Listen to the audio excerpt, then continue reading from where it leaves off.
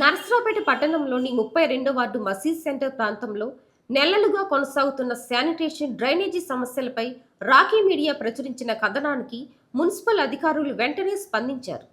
Drainage కాలువలు మూసుకుపోవడంతో మురుగునీరు నిల్వ ఉండడం, వర్షాల సమయంలో చెత్తా చెదారం రోడ్లపైకి రావటం వల్ల స్థానికులు ఎదుర్కొంటున్న ఇబ్బందులను రాకీ మీడియా వెలుగులోకి తీసుకువచ్చింది.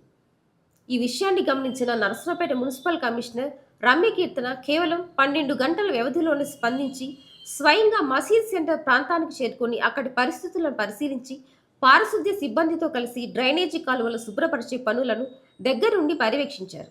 కాలువల్లో పేరుకుపోయిన చెత్తను తొలగించి మురుగునీటి ప్రవాహాన్ని సక్రమంగా జరిగేలా చర్యలు చేపట్టాలని అధికారులకు ఆదేశాలు జారీ చేశారు. ప్రజా సమస్యలపై వేగంగా స్పందించి పరిష్కార చర్యలు చేపట్టిన మున్సిపల్ కమిషనర్ రమ్యకీర్తనను స్థానికులు అభినందించారు.